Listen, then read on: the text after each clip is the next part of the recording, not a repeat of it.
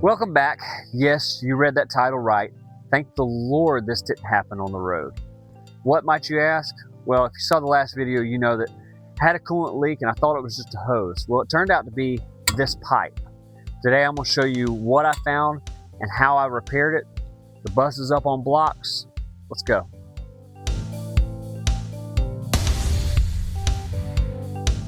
All right, before we get into the video, I want to say this. We are at 690 subscribers.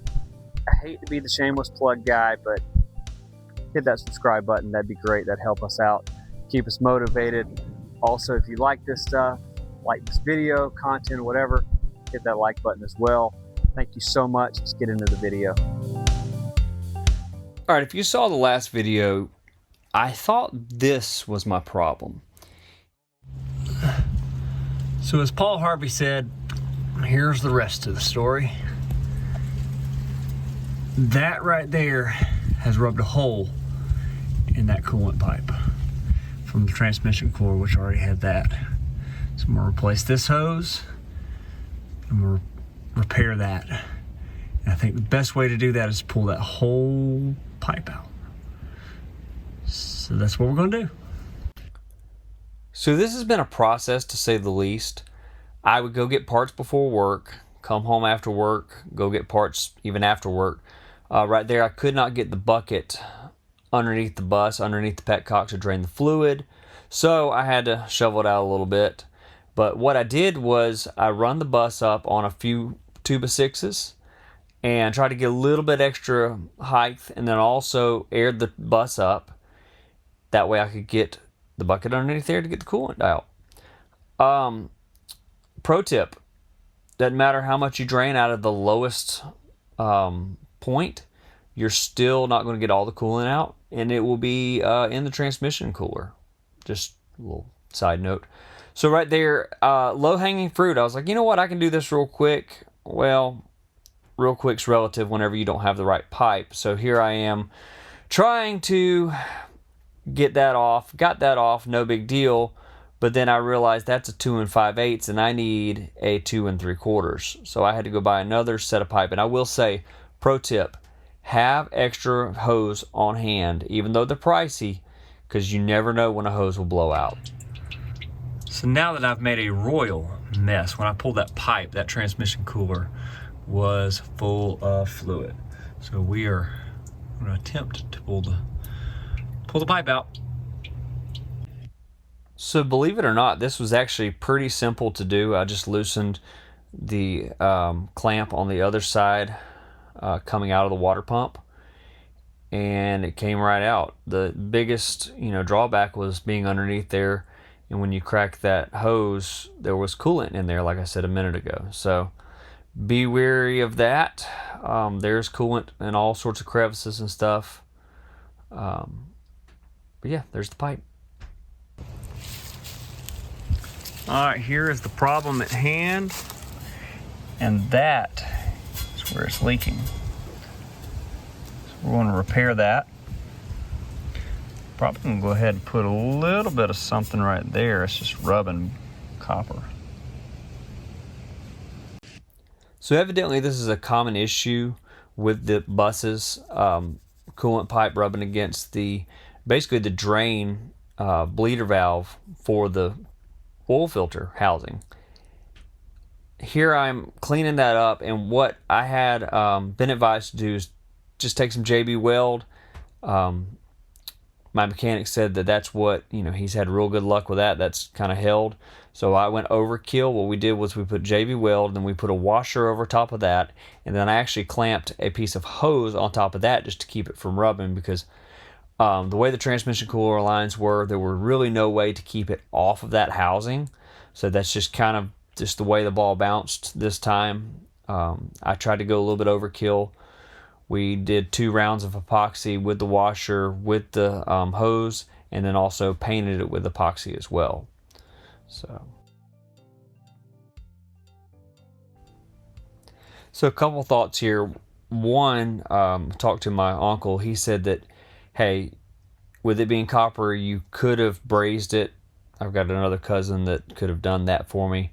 Didn't really think about that, but the mechanic told me to basically layer that JB weld, and it should hold. It's not under a tremendous amount of pressure, and JB weld is supposedly good for 5200 psi, so should hold, should be good. But that is what the route I went, and I layered it, then put that washer on.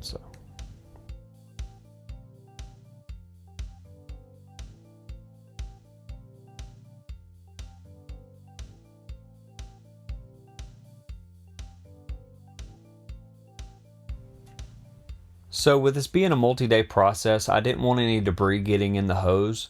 So I put a Walmart sack, put a little electrical tape, something just to keep, birds or some crazy dirt dauber or something like that to get it from getting in the hoses.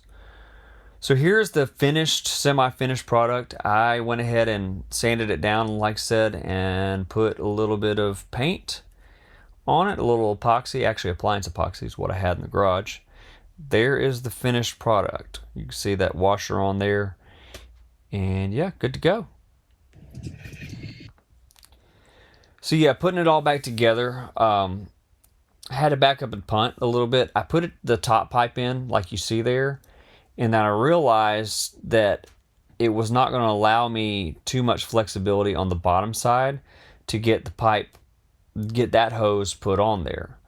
So what I had to do was go back up top and actually loosen up the back side of that hose to where I had a little bit of flexibility, and then work from the bottom up.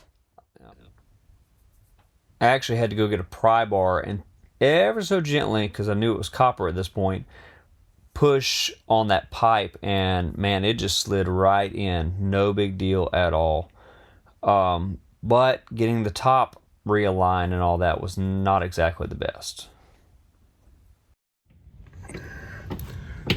Alright, this version of video repair is complete. Notice where that bleeder valve is, that nut. There is something protecting that now. So now we just gotta get that one buttoned up and we are done down here. Now you wouldn't think this, but this is the worst part of this whole project. Notice that funnel. That didn't work.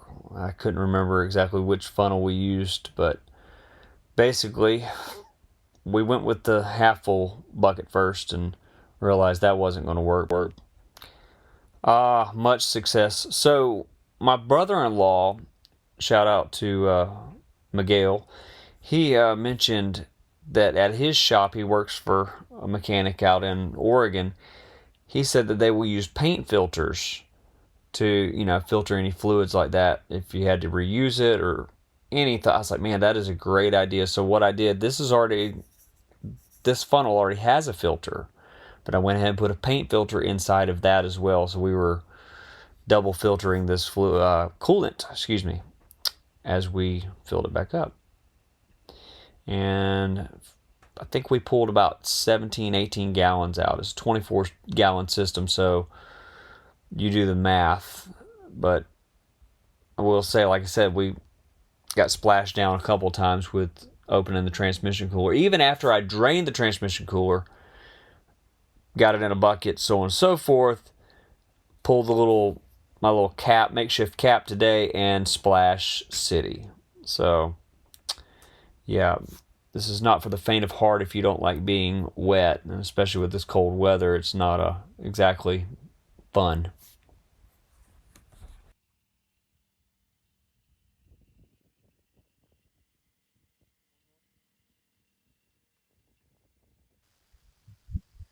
All right, y'all, that was not fun. After a couple coolant baths, we finally got everything buttoned up. I'll show y'all what we got going on here. We changed that hose, the actual inlet on the water pump, and that was actually the easiest one. And then we changed, I already showed y'all this, but the transmission cooler. So we did that little repair. We buttoned this up, and then also on the other side, you see down there, you can't see, but you've seen from the underside, replace that boot over there that was leaking. We've cranked the bus up, and we are full on the sight glass for now. We'll keep an eye on that, running a little bit. I did go through some of these clamps and just tighten up. I mean, there's a gazillion of these clamps, and just doing a little maintenance. But thankful to have this behind me. Glad it didn't happen on the road. That would have been a very, very rough repair to do on the side of the road. Actually impossible with the pipe. So anyway, don't forget, like, subscribe, and follow along for more shenanigans. Yeah, I think that's what we're calling it nowadays. Appreciate it, guys.